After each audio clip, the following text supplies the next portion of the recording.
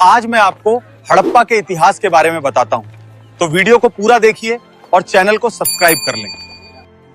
कहानी की शुरुआत किसी आर्कियोलॉजिस्ट से नहीं बल्कि एक भगोड़े से होती है। साल 1826 भारत का पंजाब इलाका जो आज पाकिस्तान में है, एक अंग्रेज सिपाही James Lewis British East India Company की सेना से भाग खड़ा हुआ था। उसे अपनी पहचान छुपानी थी, इसलिए उसने अपना नाम बदलकर चार्ल्स मैसन रख लिया। वह एक बंजारे की तरह घूम रहा था। तभी उसे एक अजीब जगह दिखाई दी। एक वीरान मैदान में ईंटों के बड़े बड़े टीले थे। वहाँ के स्थानीय लोग उन टीलों को भूतों का घर कहते थे। चार्ल्स मैसन ने अपनी डायरी में लिखा कि यहाँ एक विशाल प्राचीन शहर के खंडर हैं। यह जगह सिकंदर महान के समय की लग रही है। मैसन को अंदाजा नहीं था कि वह जिस चीज को देख रहा है वह सिकंदर से भी 2000 साल पुरानी है। वह हड़प्पा के खंडर देख रहा था, लेकिन उस वक्त किसी ने उसकी बात पर ध्यान नहीं दिया। 30 साल बाद 1856 में एक भयानक गलती हुई जिसने इतिहास को लगभग मिटा ही दिया था। अंग्रेज कराची से लाहौर तक रेलवे लाइन बिछा रहे थे।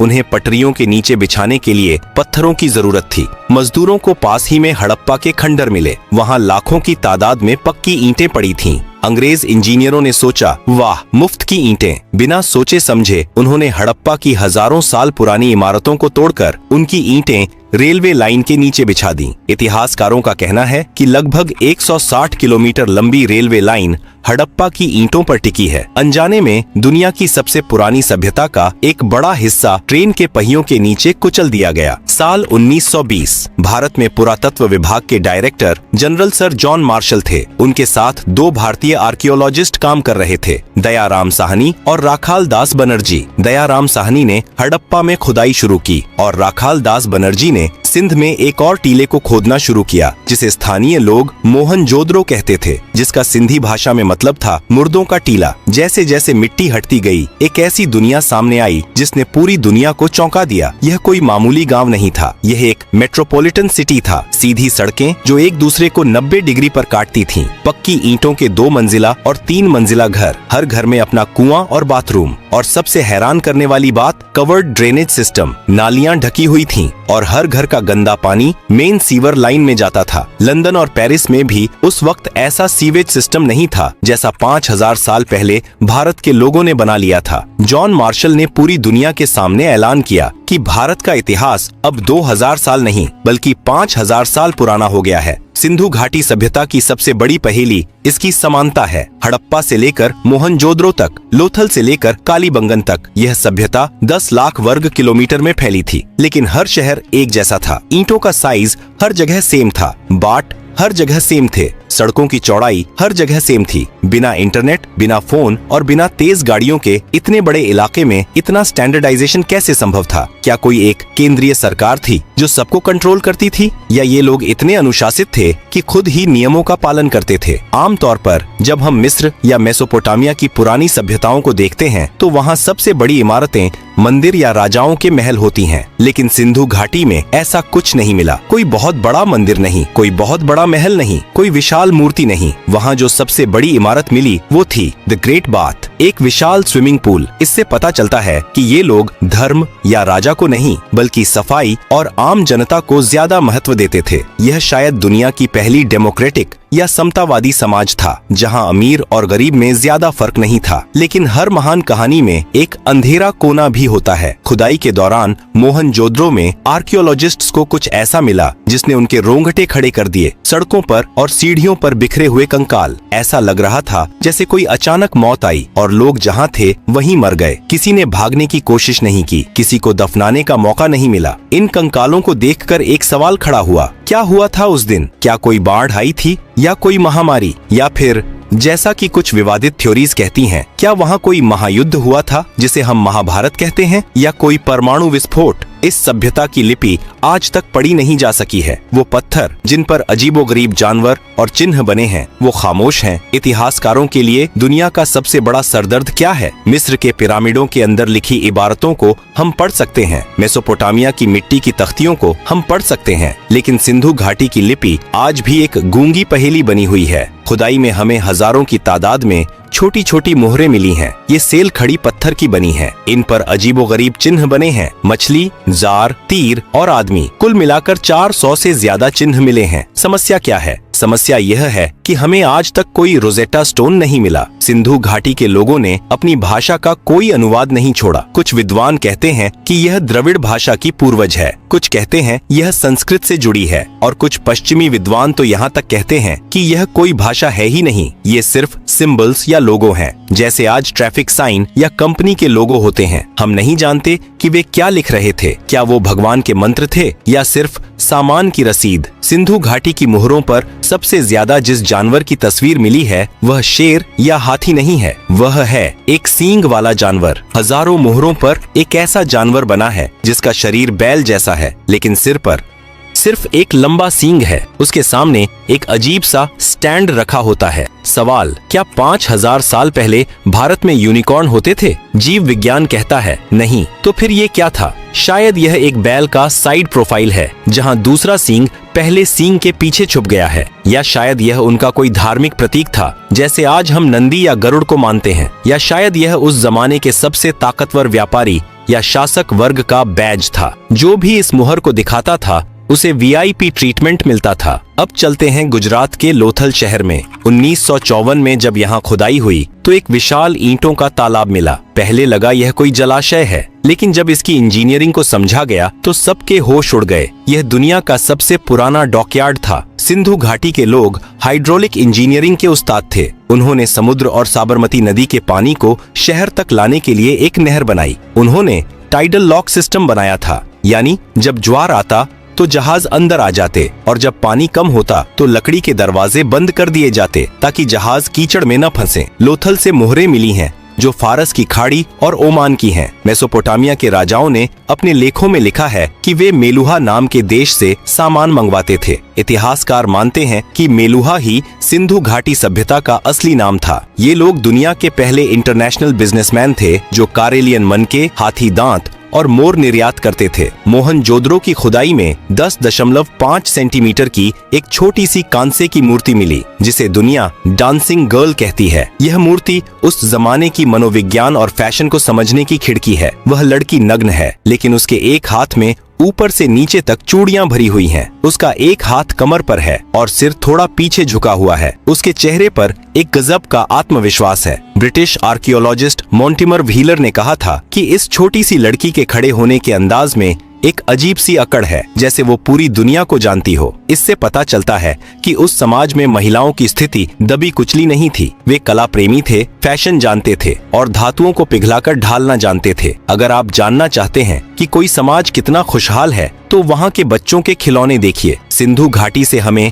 हथियारों के नाम पर सिर्फ तांबे के छोटे चाकू या भाले मिले हैं जो शायद शिकार या सब्जी काटने के काम आते थे। वहाँ कोई बड़ी तलवार, ढाल या कवच नहीं मिला, लेकिन वहाँ खिलौनों का भंडार मिला है। मिट्टी की बैलगाड़ियाँ, सिर हिलाने वाले जानवर, सीटी बजाने वाली चिड़िया, पासे और शतरंज जैसे बोर्ड गेम्स। यह एक ऐसा समाज था जो युद्ध पर नहीं बल्कि व्यापार और परिवार पर केंद्रित था। 700 सालों तक उन्होंने बिना किसी बड़ी जंग के शांति से राज किया। यह मानव इतिहास में दुर्लभ है। लेकिन 1920 के आसपास कुछ बदलने लगा। जो लिपि हजारों साल से एक जैसी थी वो गायब होने लगी। बाट और माप का सिस्टम टूटने लगा। लोथल का बंदरगाह सूखने लगा और मोहनजोदड़ो की साफ सुथरी सड़कों पर अवैध निर्माण होने लगे। वह महान अनुशासन, वो केंद्रीय शक्ति जो सबको जोड़े हुए थी, वो बिखर रही थी। और फिर लोग अपने भरे पूरे घरों को छोड़कर जाने लगे। क्या हुआ था? क्या प्रकृति ने बदला लिया था या कोई बाहरी दुश्मन आ गया था?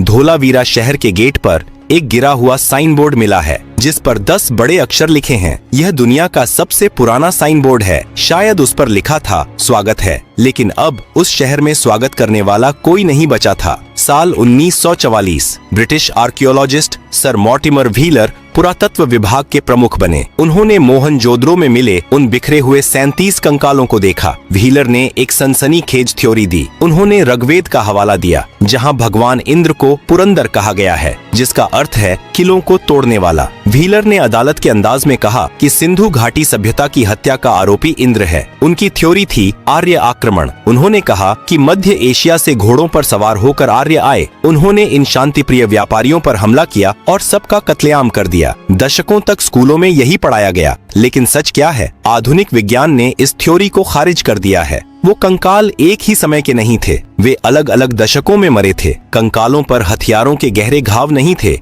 जो किसी बड़े युद्ध की ओर इशारा करते। राखी घड़ी में मिले डीएनए सैंपल से पता चलता है कि यहाँ के लोगों का जीन पूल हजारों सालों से एक जैसा था। कोई अचानक विदेशी बदलाव नहीं आया था। तो अगर युद्ध नहीं हुआ तो वो मरे कैसे? हत्यारा कोई इंसान नहीं, बल्कि जलवायु परिवर्तन था। सिंधु घाटी सभ्यता सिर्फ सिंधु नदी पर नहीं, बल्कि एक और विशाल नदी पर निर्भर थी, घग्गर हकरा नदी, जिसे कई विद्वान पौराणिक सरस्वती नदी मानते हैं। सैटेलाइट इमेजरी और भूवैज्ञानिक बताते हैं कि करीब 2000 बीसी से 1900 बीसी के आसपास हिमालय में बड़े भूकंप आए। इन भूकंपों ने जमीन को ऊपर उठा दिया और नदियों का रास्ता बदल दिया। यमुना नदी, जो पहले सरस्वती में मिलती थी, वह पूरब की तरफ मुड़कर गंगा में मिल गई। सतलज नदी पश्चिम की तरफ मुड़कर सिंधु में मिल गई। परिणाम, वह विशाल सरस्वती नदी, जिसके किनारे हजारों शहर बसे थे, वह सूखने लगी। सोचिए उस मनोवैज्ञानिक डर को, जब आपके शहर का कुआं सूख जाए, फसलें मर जाएं और बारिश होना बंद हो जाए। यह एक धीमी मौत थी। लोग भूखे मरने लगे और बीमारियों ने उन्हें जकड़ लिया। मोहनजोदड़ो के वो कंकाल शायद महामारी के शिकार थे, युद्ध के नहीं। अब बात करते हैं उस सबसे विवादित और रहस्यमयी थ्योरी की, जो अक्सर इंटरनेट पर तैरती है। क्या मोहनजोदड़ो में 4000 साल पहले परमाणु विस्फोट हुआ था? दावा किया जाता है कि मोहनजोदड़ो में एक खास जगह है जहां रेडियो एक्टिव राख मिली है। वहां के पत्थर पिघलकर कांच बन गए हैं, जो सिर्फ 1500 डिग्री सेल्सियस से